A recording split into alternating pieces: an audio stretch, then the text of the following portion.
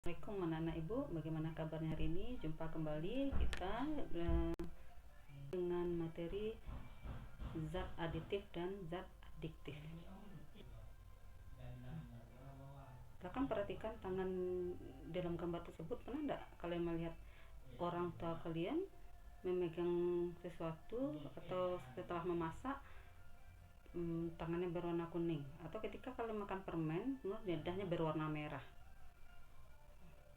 Kenapa ya tangan dan lidah itu bisa berwarna? Apa penyebabnya? Apakah itu berbahaya?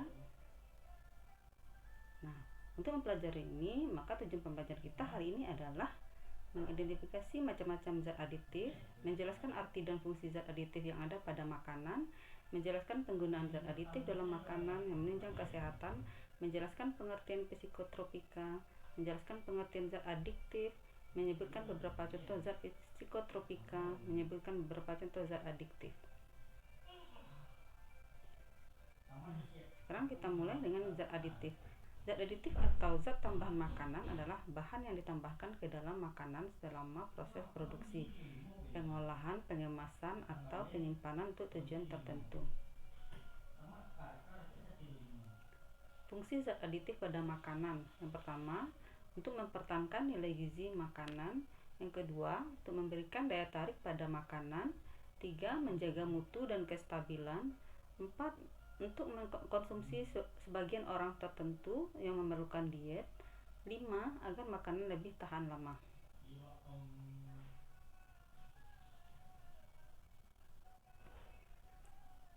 Zat aditif terbagi menjadi dua, yaitu zat aditif alami.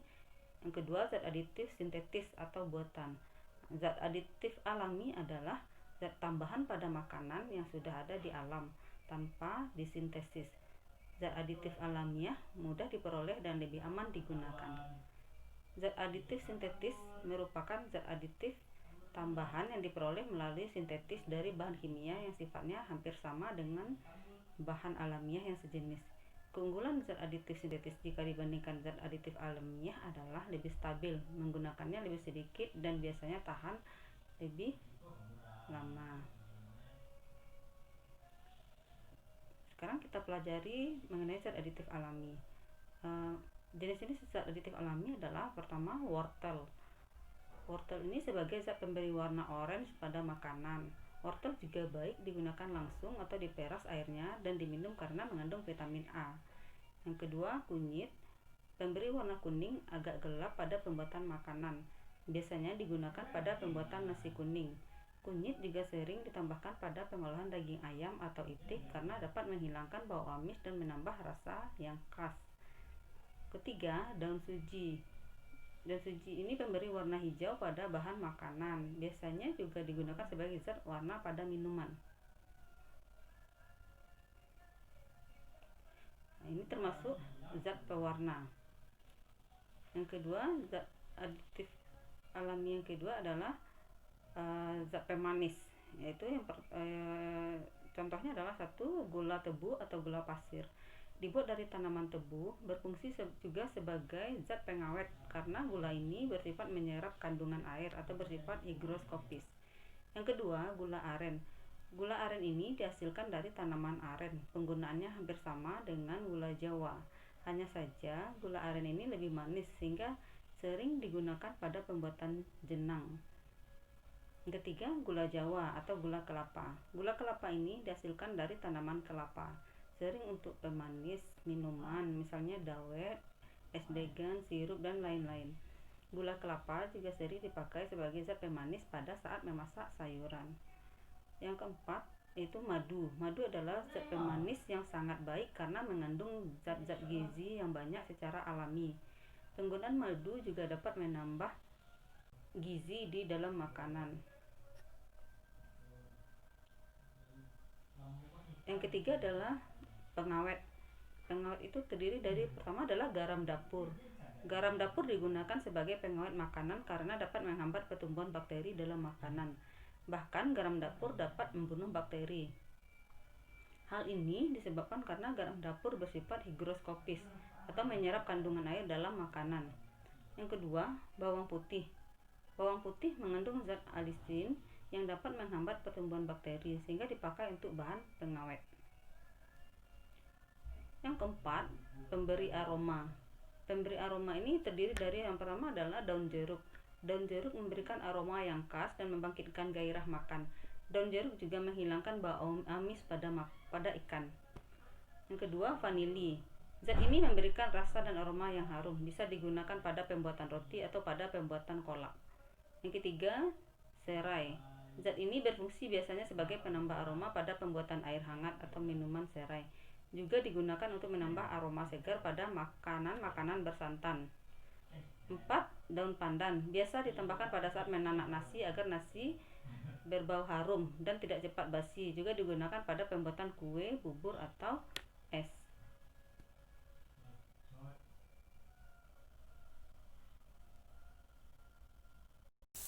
Yang berikutnya adalah zat aditif buatan.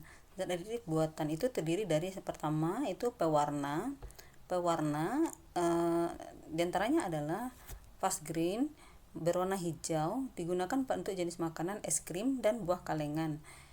Yang kedua, sunset yellow berwarna kuning, digunakan untuk minuman ringan dan makanan cair.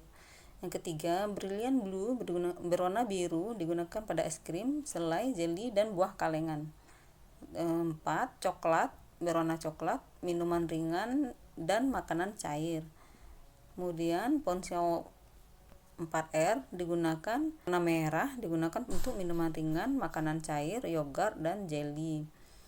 Terus eritrosin berwarna merah digunakan sebagai jelly, saus, es krim, dan buah kalengan. Dan zat aditif buatan berikutnya adalah pemanis. Pemanis sintetis yang sering digunakan diantaranya adalah pertama, sakarin.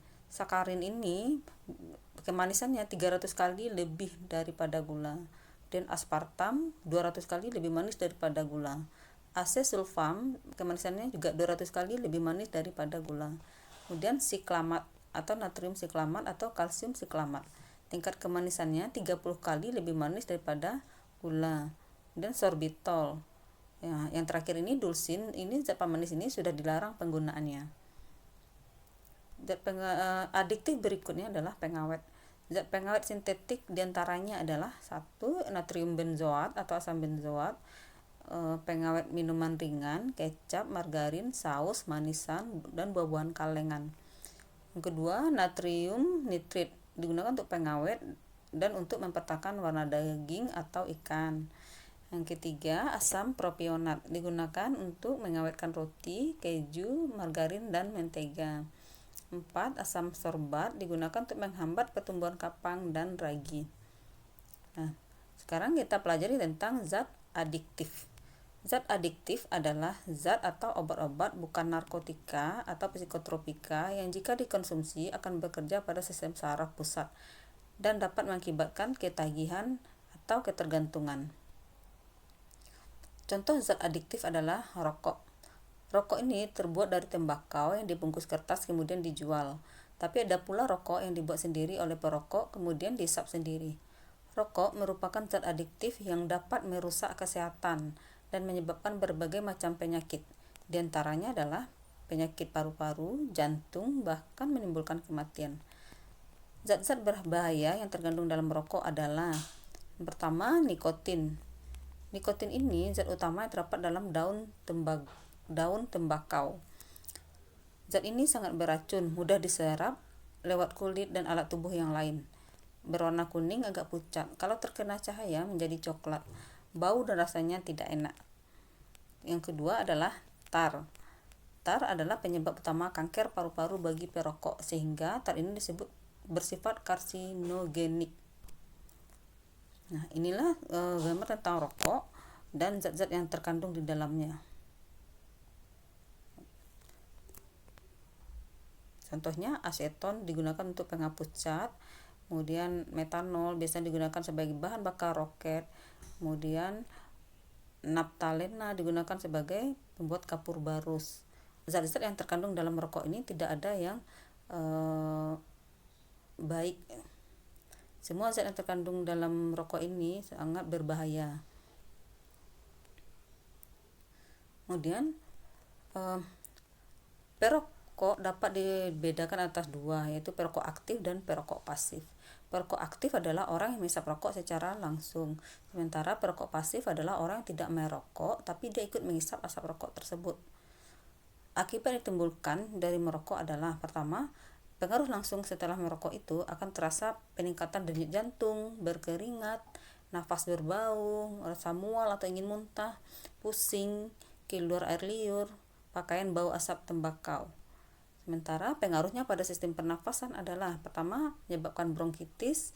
Akibat tar yang dikandung rokok dapat menyebabkan kanker paru-paru, kemudian berdahak, bernafas susah, radang saluran pernafasan. Yang ketiga, pengaruh pada sistem jantung dan pembuluh darah. Akan mengakibatkan tekanan darah tinggi, terkena serangan jantung, penyempitan pembuluh darah.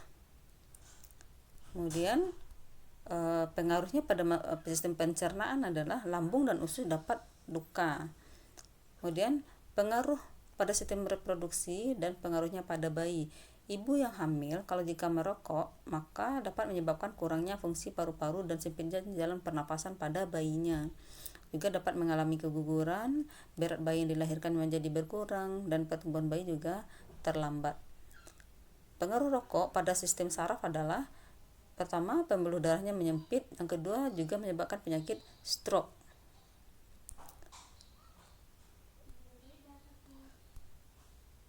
Kemudian zat adiktif berikutnya adalah minuman keras. Minuman keras atau minuman beralkohol juga termasuk zat adiktif. Minuman keras dibedakan menjadi 3. Pertama adalah golongan A, yaitu minuman keras yang berkadar alkohol 1-5%, contohnya bir. Kedua, golongan B, minuman keras yang kadarnya 5-20%, contohnya anggur atau wine. Yang ketiga, golongan C, minuman keras yang kadar alkoholnya 20%-45%, contohnya arak, whisky, vodka, TKW, Mansenhouse, Johnny Walker, dan Kamput.